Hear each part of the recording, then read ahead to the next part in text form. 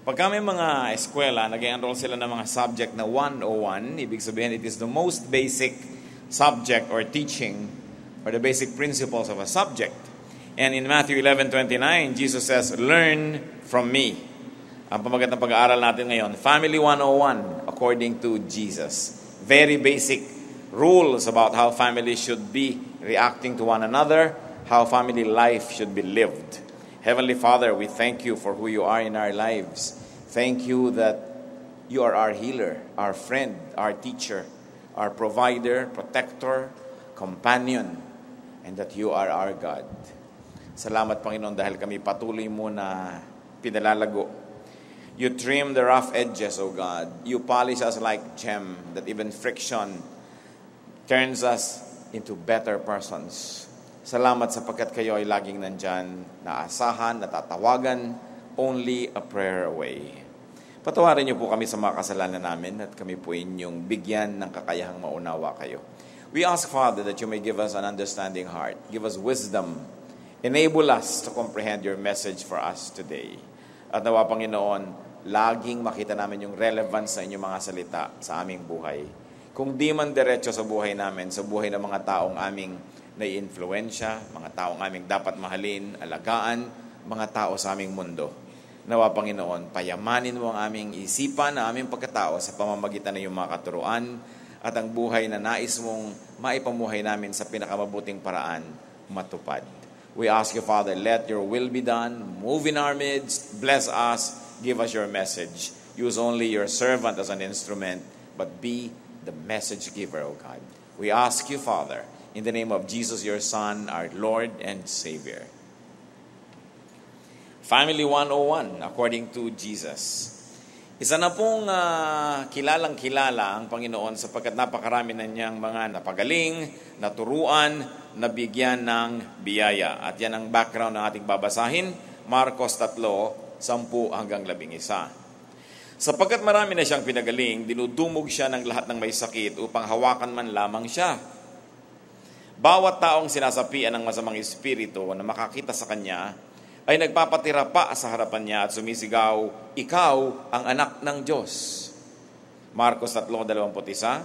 Nang mabalitaan yon ng kanyang mga kasambahay, sila'y pumaroon upang sawayin siya dahil sinasabi ng mga tao na siya'y nasisiraan ng bait.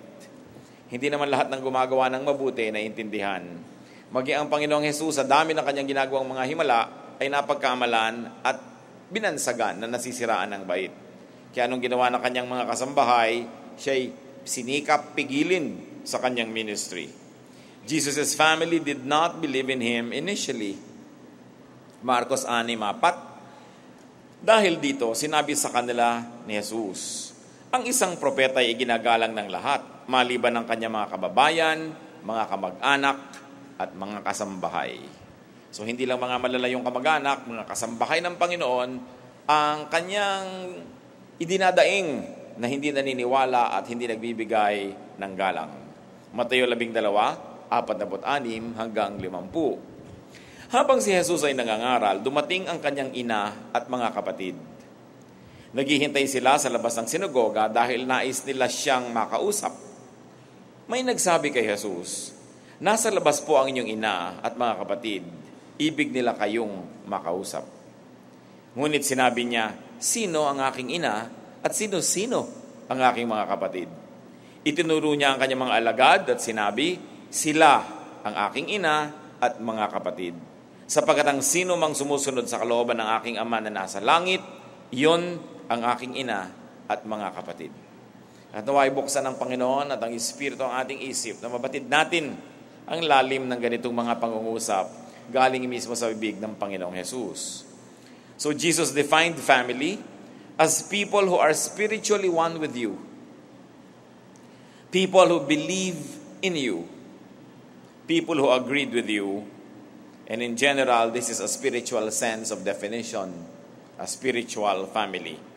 Jesus defined family as people who support you. Noong nais siyang kausapin ang kanyang pamilya na naghihintay sa labas dahil hindi makapasok at punong-puno ng tao, at siguro ayaw nilang pumasok because they did not want to dignify the event that was happening, may nagbulong sa kanya, "Nandyan po ang inyong ina at mga kapatid." At sabi niya, "Sino yun?" Eto, iyan ang ina ko, iyan ang mga kapatid ko, yung mga nananalig sa Ama na nagpadala sa akin at yung nananalig sa aking mensahe. What is Family 101 according to Jesus? What is the very basic frame of Jesus' definition of what a family should be? At ano ang mga dapat leksyon at pag-aralan ng mga nagsasabing sila'y kapatid, sila'y magulang, sila'y anak, sila'y magkakamag-anak? Do not judge a family member that you do not readily understand. Do not judge a family member or anyone that you do not agree with. Do not judge a family member that you cannot easily place or classify. Kakaiba naman talaga si Jesus, unique. Unique ang pagkakadalang tao, unique ang pagkakapanganak, unique ang naging paglaki, unique ang naging ministry. Pagkatapos, dahil doon, gusto siyang pigilin ng kanyang mga sariling kasambahay. Hindi siya katulad ng kanyang mga kapatid, hindi siya katulad ng kanyang mga pinsan, hindi siya katulad ng mga kapitbahay, kakaiba siya. Kadalasan na po sa atin, we judge people that we do not readily and instantly and quickly understand. We say, hindi ko siya naiintindihan, therefore, mali siya. And this is already exemplified in the very life of Jesus. But we must never forget that geniuses, special persons, are not ordinary. That they do not look and sound or feel ordinary. Yung mga very specially gifted, huwag natin paghanapan na katulad ng mga karaniwan. Iba talaga sila. Iba ang kanilang pamamaraan, iba ang kanilang pag-iisip. Dapat iba rin ang ating pakikitungo. Mateo 7:1, huwag kayong humatol nang kayo'y di hatulan. Yung sasabihin mo agad ang tao, mali. Napakalaking pananagutan na sabihin yun, lalo't hindi mo kayang mapatunayan. Pipigilin mo ang isang tao dahil ang sinasabi mo, ginagawa niya ay masama, na yung pala hindi lang kasi kasanay doon, hindi mo alam yun, at nais mo yung tao sumunod sa iyong kagustuhan. Isa pa pong lesson ng Family 101, do not carelessly label people. Magkakamag-anak na yan eh. Huwag binibigyan ng tao ng bansag, huwag mo binibigyan agad ng tatak, no? Katulad doon, he was called out of his mind. He was called mad. Tinawag siyang baliw dahil nakakapagpagaling siya. Tinawag siyang baliw dahil kakaiba ang kanyang pamamaraan sa buhay. Natural, hindi katulad ng iba. At the time, when the Lord was about 30, every male in his culture is already married. No? Pero wala tayong nakikita na ganong record na nagpakasal siya o nag-asawa. Doon pa lang, mawiweirda na yung marami sa kanya. Kakaiba na agad siya. Especially in the culture of Israel, where every male human being is expected to marry. So, kakaiba siya, kakaiba ang kanyang pamamaraan, ng pamumuhay. And then, he became an itinerant preacher, walang sariling tahanan, may edad na siya, wala pang sariling bahay, hindi manahimik sa isang lugar, punta dito, punta doon, kakaiba. And he was labeled out of his mind. Mateo 5:22, sino mang magsabi sa kanyang kapatid, ulol ka, ay nanganganib na maparusahan sa apoy ng impyerno. At isang example lang yun, ang pagbibigay ng label sa tao. Kailangan iniingatan ng tao ang kanyang bibig na hindi mo nilalagyan ng tatak ang kapwa mo. Hindi naman tayo baka na tinatatakan. At kahit nga baka, tao lang ang nagtatatak, hindi Diyos. Kailangan hindi ka tinatatakan. Kasi pag tinatakan ka na, you are typecast. You are no longer respected and treated as an individual, but according to the mark that was given you. Ikadalasan, bata pa lang, nabibigyan na natin ng mark ang isang tao eh. At dala-dala na yun hanggang pagtanda. Yan si batugan, ito si tamad, ito si pabaya, ito si bulagsak, ito si ganito, ito si ganyan. Labels. And very, very few people are able to outgrow these labels. Most of the time, these labels become heavy crosses that they carry all their lives. Labeling, classifying, and grouping people deprives them of their precious uniqueness, their precious individuality. Pagka ang tao, sinabi mo, eto na yung mga maiitim, eto na yung mapuputi, eto na ang mga Bicolano, eto na ang mga taga-South, eto na ang mga taga-North, labeling eh. Parang walang individual, parang pagka taga-North, lahat ganitong ugali. Pag taga-Bicol, lahat mahilig sa sili. No? Pagka taga-Ilocos, lahat matipid. Pagka Pampangan, lahat marunong magluto. Alam natin hindi totoo yun because there are individuals who don't fall under those such categorizing. Sabi sa unang Korinto 7:7, sabi ni Paul, no? Nais ko sanang ang bawat isa ay makatulad ko. Ngunit may kanya-kanyang kaloob mula sa Diyos at ang mga ito'y hindi pare-pareho. As a spiritual father, Paul wanted, if possible, all believers to be like him. Siyempre, madali ang ministry kung pare-pareho kayo ng ugali, pare-pareho kayo ng standard, pare-pareho kayo ng style. Pero sabi niya, alam ko naman hindi pare-pareho ang nilikha ng Diyos ang tao. Iba-iba. Hindi lang spiritual fathers ang nagkakagusto na padaliin ang buhay at gusto niya makamukha ang kanyang mga spiritual children. Even biological fathers like their children to be like them. Engineer ako, dapat maging engineer ka. Bodybuilder ako, dapat bodybuilder ka. Politiko ang ating lahi, dapat maging politiko ka. Yun na nga ang sinasabi ng Panginoon at sinasabi sa Biblia, iba-iba ang tao. Kanya-kanya yan. And what else can we learn from Family 101? Honor achievement. Recognize talent. Recognize giftedness. Kakaiba na nga yung ipinapakita sa kanilang kapangyarihan ng Panginoon, nakakalaya sa pagkakabilanggo sa mga kasakitan ng mga tao, sasabihin pa nila na baliw. Yung mga poses na hindi nila natutulungan, ay natulungan ng Panginoon, masama pa ang trato ng mga tao sa Kanya. So honor people, even and especially unique talents and gifts. Kailangan hindi natin hinahayaan na kung kakilala natin yung prophet, relative natin siya, hindi na natin siya igagalang. Kung yung achiever, kaibigan natin, hindi na natin igagalang. We must always salute achievement. We must recognize achievement. Hindi ko mo pare-pareho kayo nung araw, pantay-pantay lang kayo nung nasa elementary grades kayo, ganun pa rin kayo ngayon. Kasi talagang merong may na-achieve, merong walang masyadong na-achieve. You must recognize achievement. Parang hindi naman makatarungan na yung isang taong nagsikap at maraming ginawa, babaliwalain mo. Sa nung araw, pare-pareho lang kami tumatakbo dito. No? So dapat ganun din ang trato mo sa kanya. This kind of feeling is a comfort of people who never achieved anything. They like to bring everybody back to once upon a time when there still was no distinction between them. But it is only self-serving because they don't want to recognize achievement. So do not downgrade achievers so you could upgrade yourself. Maraming mga ganyan Pag may ang ganda-gandang babae, sabi nila, maganda nga yan, boba naman. Yung dina-downgrade mo para hindi ka kasi maganda. No? So binabaliwala mo, wala yung physical beauty, skin deep. How deep do you want beauty to be? Very deep. Sasabihin mo sa isang babae, ang ganda ng iyong pancreas. Siyempre, beauty is skin deep. Ano pa ba namang kalaliman ang gusto mo dyan? Siguro hindi ka lang maganda, kaya binabaliwala mo yung kagandahan niya. Yun naman mga matatalino, baliwala yung katalinuhan niyan. Bobo yan sa practical. Matitinig mo lagi yung mga ganyang panlalait sa kapwa. Mayaman nga yan, may cancer naman. Yung para ikinatuwa mo pa. Mga inggit yan Dapat pag may nag-a-achieve, mag-enjoy ka dahil may achievement sila. Yung kamag-anak mo yung mayaman, matuwa ka. Hindi ka man bigyan, at least hindi yan kasali sa mga mangungutang sa'yo. At kung nagkagipit-gipit ka, pwede pa kang makahiram ka sa kanya. Ba't hindi ka matuwa na nagkakaroon siya? Yung inggit, malaking sumisira yan sa tao. Lalong-lalo sa magkakamag-anak. Yung ikaw ay honor na honor sa school, yung mga kapatid mo, binabatok-batukan ka dahil bunso ka. Hindi ka pinapansin-pansin. Baliwala sa amin yan.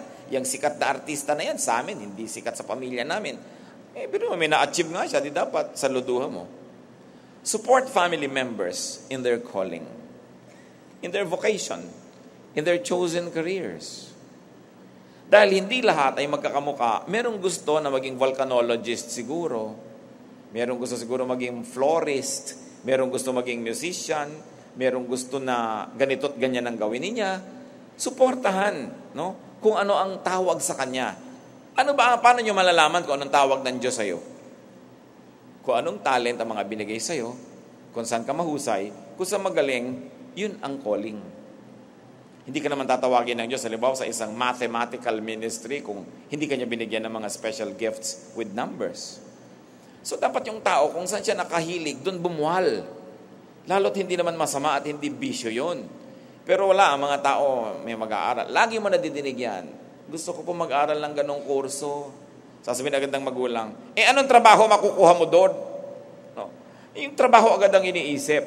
Kaya maraming mga tao, nagiging second or third class lang sila buong buhay. May trabaho nga sila, pero hindi naman yun ang talent nila eh. Hindi naman yung giftedness nila. So pinilit mo na mag-perform ang isang tao sa isang area of weakness. So how can you expect the person to excel? Sinisimplify natin ang lahat. Tatanong mo agad, ano magiging hanap buhay mo dyan? Mapapasok ko ba sa City Hall? Kailangan mapasok ka sa City Hall, nagsasara lahat ng kumpanya, ang City Hall hindi. Oo nga, pero kung hindi ka cut out for such work, what will happen to you? Not everybody is the same. Not everybody can have and can be the same. They cannot have the same vocations. Mga karakter lang sa Bible, isang pamilya pinagmulan, Genesis 25:27. Lumaki ang mga bata, at ito yung magkapatid. Naging mahusay na mangangaso si Esau, at sa kaparangan na halos tumira. Si Jacob naman ay tahimik at lagi sa bahay. Nakita niyo magkapatid na lalaki ito, magkaiba, machong-macho yung isa, laging naninibat ang mga usa, nanghuhuli ng mga baboy damo, no? Nanghuhuli ng mga leon, nakatira sa gubat. Ito naman isa, lagi nasa bahay. Tahimik na tahimik, hihiwa-hiwa ng bawang, kasunod ng nanay niya. Mother's pet talaga yung si Jacob eh. No? Magkaiba sila. Hinayaan naman ng ama nila na magkaiba. Hindi sinasabi kay Jacob, tingnan mo kuya mo, lagi siyang nangangaso. Hindi naman ganon. Hinayaan sila na maging magkaiba. Do not hinder people from pursuing their calling, their dream, their destiny. Isa pa pong lesson na malalaman natin at ma-extract natin sa karanasan ni Jesus, do not call what you do not understand as wrong. Do not call what you do not understand as evil. Hindi naiintindihan ng tao ay mali na. Sabi ni St. Thomas Aquinas, it is exceedingly foolish for a man to think that what he does not see does not exist, or that what he does not understand is wrong. Marcos 3:22 hanggang 23. Sinasabi naman ng mga tagapagturo ng kautusan na galing sa Jerusalem, sinasapian siya ni Beelzebub, nakapagpapalaya siya ng demonyo sa pamamagitan ng kapangyarihan ng pinuno ng mga demonyo. Dahil dito, pinalapit ni Jesus sa mga tao at sinabi sa kanila ang ilang talinghaga. Sabi niya, paanong mapapalaya si Satanas ang kanyang sarili? Nakita niyo na nagpapalaya si Jesus ng mga masasamang espiritu. Ang sinabi naman ng mga naiinggit, kasi masamang espiritu din siya. Kaya niya nagagawa yan. Anong ibig sabihin nila indirectly? Hindi nila kasi mapaalis yung masasamang espiritu So, the unsaid is, hindi namin mapaalis kasi mabuting espiritu kami. Siya, palibas at masamang espiritu, napapaalis niya yung masamang espiritu. Can you think of this logic? At sabi ni Jesus, paano naman papalayasin ni Satanas ang sarili niya? Kung masamang espiritu ako, ba't ko papaalis niya yung masamang espiritu? Di gusto ko nga lahat sapian ng masamang espiritu. But Jesus was misunderstood. He was mislabeled. Ano po ang mga conclusions na pwede nating makuha sa napakaiksing sa babasahin na yan? Paulit-ulit, binibigyan natin ng diin, not all people are the same. Recognize and honor differences. Recognize and honor uniqueness. Because it makes life more interesting. Ano mangyayari naman kung ang lahat ng tao engineer, kung ang lahat ng tao nurse, kung ang lahat ng tao florist? Hindi, walang variety. Talagang ganon. Ang mga halaman, iba't ibang likha ang ginawa ng Diyos. Ang mga tao, iba't iba rin. Ang mga hayop, iba't ibang likha rin, kanya-kanyang lugar, kanya-kanyang calling, kanya-kanyang klima, kanya-kanyang terrain. Ang mahalaga, nandun ka sa teritoryo mo para ka mag-bloom. Kung ikaw ay isdang alat, doon ka sa alat dahil mamamatay ka sa tubig tabang. Kung ikaw ay dapo, doon ka sa ibabaw ng puno. Kung ikaw ay lumot, kumapit ka dyan sa mga gilid-gilid. Kung ikaw ay bougainvillea, doon ka sa araw kasi hindi ka mamumulaklak kung nasa shade ka. Marami pong tao hindi namumulaklak kasi wala sila sa tamang lugar. At alam natin, yung halaman, ganun din. That's why I hate poverty. There are very few things that can make me very sad, and one of that is poverty. Because so many people are not able to realize their potentials because of poverty. Napakarami mga tao ang tatalino, ang gagaling, pero hindi sila makapamulaklak ng todo kasi napigil sila sa kawalan ng budget. Hindi nakapag-aral, hindi nakapagsanay, nagkaroon ng inferiority complex, tama na, hindi pa makakibo, naaapi-api kasi walang pera. Kaya kalaban po ng tunay na espiritualidad yung poverty. We must do something to uplift ourselves, our society, our nation, so that people can become what God wants them to be. Full-grown, fruit-bearing individuals. Bawat isang tao ay mahalaga. Bawat isang tao ay kahanga-hanga ang pagkakagawa. Awit 139:14. Pinupuri kita, O Diyos, marapat kang katakutan. Ang lahat ng gawain mo ay kahanga-hangang tunay. Bawat tao, bawat kinreate ng Diyos, kahanga-hanga. Sabi sa English ng Psalm 139:14, I praise you because I am fearfully and wonderfully made. Your works are wonderful. I know that full well. So be careful in dealing with what and who you do not understand. Pag-ingatan ang pakikitungo lalo sa taong hindi mo naiintindihan. Hebreo 13:2, palaging maging bukas ang inyong pinto sa mga taga-ibang bayan. Lingid sa kanilang kaalaman, may ilang nakapagpatuloy na ng mga anghel. Because many people's eyes were not open, they were able to entertain angels without even knowing it. In other words, what you see is not always what is. What seems is not always the reality. Kapag may nakikita ka sa isang tao, yun ang nakikita mo, hindi ka dapat agad-agad nagsasabing, yun na nga at gano'n na nga talaga siya. Marami tayong hindi alam. Nakita nyo sa Abraham, he recognized God and His angels. He was blessed. May dumating na mga kalalakihan, naramdaman agad ni Abraham, kakaiba ito. At nakipag-usap siya, tama, yun ang Diyos, may mga kasamang mga anghel. Meanwhile, the people of the city of Sodom did not recognize the angels that came to their city, and in fact, they wanted to rape the angels. So anong naging bunga kay Abraham? Nakilala niya yung kanyang kaharap, siya'y napagpala. Anong naging bunga sa mga taga-Sodom? Binulag sila. Dahil dinudumog nila yung bahay, pinipilit nilang buksan yung pinto dahil yung mga anghel ay nandun at sumilong sa bahay ni Lot. Gusto nila ipuwersahin yung mga bisitang dumating sa bayan nila na ma-rape. So the angels blinded them. Kita ninyo ang nangyari sa mga kamag-anak ni Jesus na gusto siyang iuwi, gusto siyang itago sa mga tao at gusto siyang pigilin. The result was that Jesus disowned the members of His family.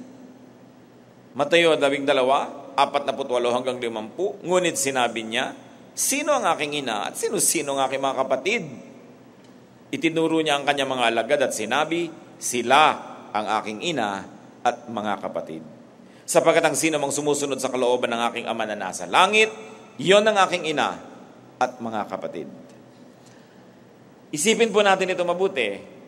Kung yung family members ni Jesus, dinisown niya in this particular time, in this particular event, edi tayo rin kapag idine-deny natin kung sino siya. Pag binabaliwala natin kung sino talaga at ano talaga si Jesus, sasabihin niya, hindi ko kaano-ano yan. Hindi nila ako kinikilala, hindi nila ako inuunawa at sinusuportahan sa ginagawa ko. Mabuti pa itong mga members ng church, yan, yung mga nakikinig dito, sabi ni Jesus, yan ang mga kapatid ko. Kung sino ang kaisa ko sa Espiritu, yun ang kapatid ko. At kung sino ang hindi ko sila kilala. Bumalik tayo sa ating mga pamilya, mga kapatid. Dahil iba-iba ang itsura, iba-iba ang talento, iba-iba ang ugali, iba-iba ang tawag ng Diyos, do not push your family member to disown you. Do not push your family member to separate from you or to leave you because you do not honor or accept them. Huwag nating puwersahin ang mga miyembro ng ating pamilya na maglayas, iwanan tayo at lumayo para lang sila makalaya na maging sila kung sino sila. Kahit natin sila itakwil, di na yan maiiba kasi kung ganun talaga ang kanyang pagkakagawa. Hindi mo mapipilit na magustuhan niya maging engineer kung talagang ayaw niya. Ang nangyayari lang tuloy sa mga pamilya, umaalis ang anak, lumalayas kasi ayaw siyang tanggapin Nagkakawatak-watak lang ang pamilya, nagkakalayo ng matagal, at kung kailan naman tumanda, may mga may sakit, nagiging hihingalo, magbabalikan din naman, magpapatawaran, magyayakapan, mag-iiyakan. Bakit pa mahihirapan? Magtanggapan na lang agad-agad. At kung ikaw mismo na pamilya, hindi mo matatanggap yung sarili mong miyembro, sa palagay mo, sinong tatanggap nun? The ministry of the family is to be the first and the last line of defense against the cruelty of the world. Na ang pamilya unang-una, bago mag-preach, bago mag-discipline, dapat mo nang magmahal. Bago ka magturo, mahalin mo muna yung miyembro mo. Kasi kung hindi mo mahal, bakit ka nagtuturo? Walang karapatang magturo ang hindi nagmamahal. Sapagkat ang pagtutuwid, ang pagtuturo ay dahil lang sa pagmamahal. Ngayon, kung hindi mo minamahal, preach ka pa ng preach dyan, lalayasan ka talaga. Madaling sabihin kasi nung mga nandun sa average, sa kamukha ng marami, nasa majority, tawagin mong normal. Kasi yung normal naman, ibig sabihin lang norm, ibig sabihin yun ng majority. Madali sa kanilang i-impose yung kagustuhan ng majority. Kasi nandun na sila eh. Madali sabihin sa mahal ba sa isang pamilya ng mga matatalino, kailangan honor kayong lahat. Paano kung meron kayong isang anak na hindi talaga academically gifted? Anong gagawin nyo sa kanya? Madaling sabihin sa mga magkakapatid ng mga mahihinhin at nakapag-asawa ng mga matitino at mabubuti na pilitin ang lahat ng kababaihan ng kanilang pamilya na maging mahinhin. Paano kung meron ka talagang anak na haliparot? Kahit mo yung pakuluan, iprito, hampasin, itali, pag nakawala, haliparot pa rin yan eh. Anong gagawin mo doon? Itatapon mo para hindi ka mapahiya sa kapitbahay? I-disown mo? Marami ko nakita ganyang pamilya. Meron sila pang mga anak na medyo kakaiba yung kalusugan, kakaiba yung itsura, yung kulay ng balat, yung bone formation. Tinatago nila sa madidilim na kwarto. Meron ako mga ganong mga kilala, itinago hanggang namatay yung isang kapatid. Hindi lang isa, several. Kapatid mo yun eh. Kung ikaw mismo sa pamilya nyo, hindi nyo ito aangkinin na kapatid, hindi nyo itaturing na tao, sa palagay nyo may gagawa pa nun, may magtuturing pa sa kanila na tao sila. So kahit ang kapatid nyo, si Batman, si Darna, si Rena, Shoko yung kapatid nyo, kapatid nyo yun eh. Anong gagawin nyo? Itatapon nyo? Bakit ka pa naging kapatid? Ba't ka pa nandyan? Hindi yun ikalulugod ng Diyos na sa sobra nating pagiging matuwid, sa sobra nating pagiging normal, itatapon natin yung mga hindi katulad ng karamihan.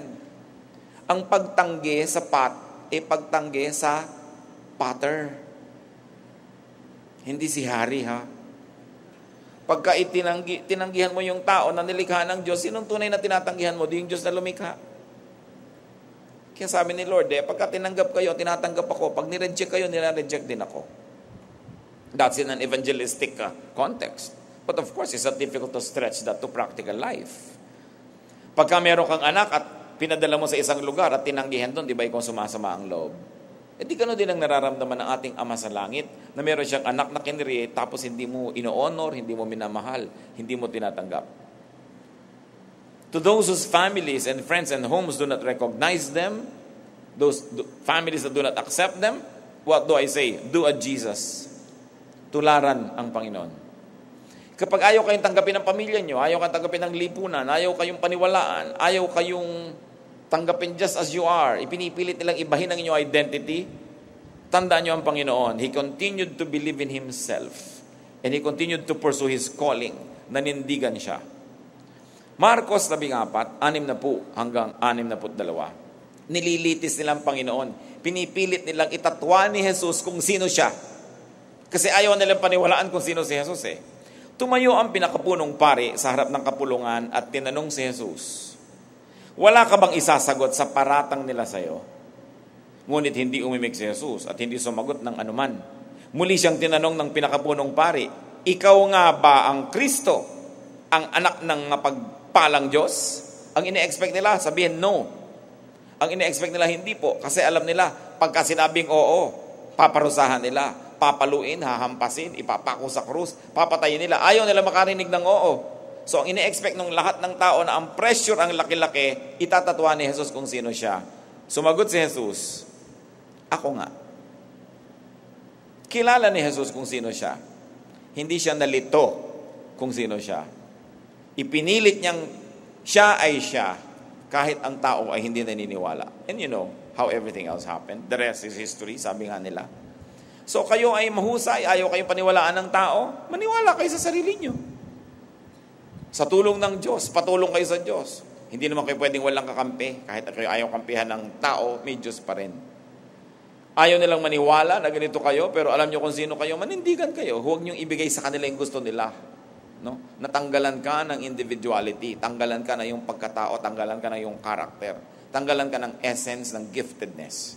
Alam niyo yung individuality ng tao. While we are always encouraged by God and by the Bible to be cooperative, to be part of a team, to be team players, but each person was given a unique individuality. At dapat yan iginagalang. Kung hindi ninyo matanggap ang pagkakabuo at lalang ng isang tao, at least huwag nyo siyang abalahin. Huwag nyo siyang galawin, huwag nyo siyang sirain. Kung hindi nyo kayang tumulong bumuo, huwag na lang kayo sumira. I have seen many family tragedies. Nagkakawatak-watak dahil ayaw nilang tanggapin ang isa't isa. Si Jesus, yung kanyang pamilya, hindi siya tinanggap. Sabi niya, sino bang pamilya ko? Dito ako. Itong pamilya ko, yung tumatanggap sa akin, yung naniniwala sa akin. Give your family members the gift of acceptance, the gift of love, the gift of unconditional love. Dahil yun ang trato sa atin ng Panginoon. Huwag tayo mag-Diyos-Diyosan.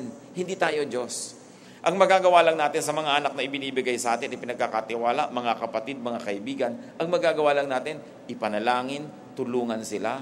If we can become positive influence, we should influence them. But we should never disown or we should never disallow them to be who they are. Kung mali yun, mananagot sila sa Diyos. Kung may pananagutan sila sa Diyos, hindi ikaw ang Diyos. Ang itinuturo sa atin is to be supportive. Never to give up helping people. And this is what Christianity is all about. Kaya hindi ako masyadong palong-palo doon sa sobra laging dinidisiplina yung mga nagkakasala kahit sa church. We should continue to nourish, to teach, pero para i-disown mo, tanggalin mo, di parang inalisan mo na siya ng pag-asa. Lalo ngayon, pagka naman inalis mo, tinanggal mo, lilipat lang doon sa kabilang kanto. Parang paano mo siya matutulungan? Hindi mo na yun mapa-follow up, hindi mo na there are demographic changes that are happening. So even the way that you deal with people with possible mistakes or perceived mistakes must continue to be refined. Kaya napaka-importante yung tinatanggap mo. Napakarami pong mga tatay, hindi nila matanggap ang anak nila kasi hindi nila kamukha. Napakaraming nanay, ganun din. Maraming mga anak, hindi nila matanggap ang magulang nila. Ba't ganito yung magulang ko? Ba't ganyan ang magulang ko? Tatandaan natin, ang number one ministry ng pamilya to accept each other. You begin with acceptance, and if there are really things that must be improved, and indeed, legitimately, morally must be improved, then improve them. But you begin by accepting first. Because the moment you reject people, you lose the contact point through which you can be a blessing to them. Kaya napakahalaga ang inuuna natin yung pag-ibig, hindi image, hindi sasabihin ng iba. Yung mga pamilya ni Jesus nahiya sa mga kapitbahay nila. Naging concern sila sa sasabihin ng iba, kaya pati si Jesus napigil. Buti na lang hindi siya napagpapigil, kasi kung nagpapigil siya, wala tayo ngayon dito. Kaya kayo, kung alam niyo yung ginagawa niyo, tama, hindi mali, hindi niyo kailangang papigil. Kailangan manindigan, it is your duty to your God, and it is your duty to yourself. Lalong-lalo, and I hope walang taong ganun dito sa ating kalagitnaan, kung hindi kayo tinatanggap ng pamilya nyo, hindi kayo tinatanggap ng mga kaibigan nyo, pakatanggapin nyo mabuti ang sarili nyo. Kasi sino bang tatanggap sa inyo? At tinatanggap kayo ng Diyos. Pero hindi ibig sabihin ng pagtanggap ay lululunin natin lahat ng mga mali at mga hindi tama. With the Word of God as guidance, we can continue to polish ourselves, to improve ourselves. But do not deny your selfhood. Do not deny your individuality because it is a gift from God. Ama namin sa langit, nawa maturuan niyo po kami mabalanse yung kagustuhan naming bigyan ng kaayusan ng pamilya at lipunan at yung kagustuhan din namin na bigyan ng kalayaan ng mga individual na maging individual. We ask you, Father, to give us this kind of balance, this wisdom, so that we may not needlessly oppress others. Well, there should be norms, there should be standards, there should be order. Teach us, Lord, to observe and to even appreciate that every person is your work. Every person is your masterpiece. Open our eyes so that we can see what is to be appreciated in others. What is to be loved and admired. Sapagkat kayo rin, Panginoon, ang mapupuri at kayo ang lumikha sa amin. Ipakita nyo sa amin yung mga kamalian na kami lang ang dapat managot. Ipakita nyo sa amin, Panginoon, yung mga hindi dapat nasa buhay namin dahil ayaw nyo. Pero ituro nyo rin na sa bawat bagay na naroon, na alam namin sa inyo naman ang galing o hindi nang galing sa masama. Teach us, Lord, to nourish ourselves because we are responsible to you to make something of ourselves. Dinadalangin namin ang mga pamilya na nagkakaroon ng mga hidwaan, mga malalalim na sugat, pagkakawatak-watak because of lack of acceptance for each other. Teach us how to do a Jesus. that he was friend of sinners and tax collectors, that he was fellowshipping even with the glutton and the drunkards. Hindi niya pinili ang kanyang pakikitunguhan, hindi niya ipinwera ang mga latak ng lipunan at mga itinuturing na mga mali o marurumi. Ang lahat ay kanyang minahal at dahan-dahan niyang tinuruan upang umasenso. Nawa, ganito ang maging policy namin sa aming buhay at maging policy namin sa aming sarili kung kami ang lagi nang natatanggihan at napupwera. Magbulay-bulay tayo mga kapatid kung ano ang kahulugan sa atin ng mga mensaheng ito. We are all members of families. We are members of clans. We are members of our communities. We are members of various organizations. Let this example of Jesus, this Family 101 lesson, guide us in dealing with everybody else around us. Yumuko tayo at magbulay-bulay, hingin sa Panginoon ang mga personal at practical na application ng mga bagay na ito.